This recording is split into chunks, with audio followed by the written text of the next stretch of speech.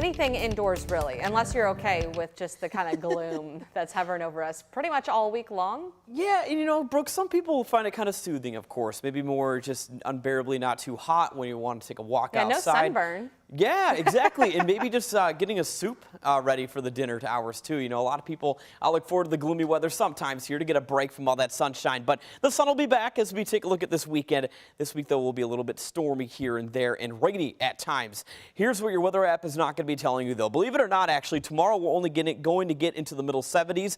That'll actually be the beginning of summer. 10:57 a.m. tomorrow is when summer does officially begin, summer solstice, that is. And what happens, too, with the summer solstice? Well, that's the longest amount of daylight, almost 15 hours here in Louisville of daylight consecutively tomorrow. And believe it or not, actually, after the longest day tomorrow, we are going to be picking up later sunsets. We're going to be approaching 9-10 p.m. sunsets into early July. In fact, July 1st, our sunset will be at 9:10 on the dot. But notice with time, as the rest of summer goes on, after tomorrow, we're going to be losing more and more daylight ever so slowly. August 1st, our sunset will be around 8:50 with around 8:12 as we approach our September 1st. Keep in mind, we're also watching spinning low pressure churning here across the southern Kentucky area, right over the Tennessee Valley.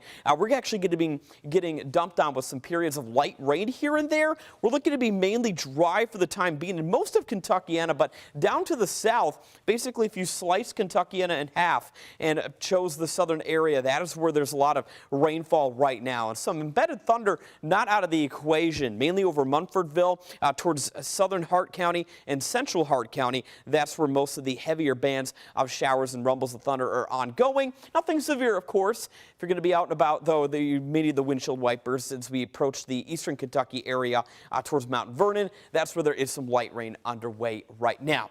As we currently are standing here in Louisville, we're at 77 degrees. The coolest pocket is over Fort Knox at 71.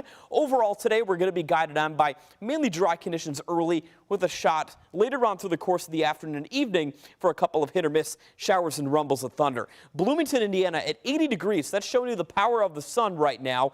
Unfortunately, most of Kentuckiana is stuck in the clouds. I do think we'll get to about 80 around 5 o'clock today, but regardless, temperatures will be staying below normal for this time of the year. Here's the rest of Futurecast. We're going to be picking up the potential off to the east for a couple of showers and storms to be developing. Notice these storms are going to be drifting the way in from east to west with time.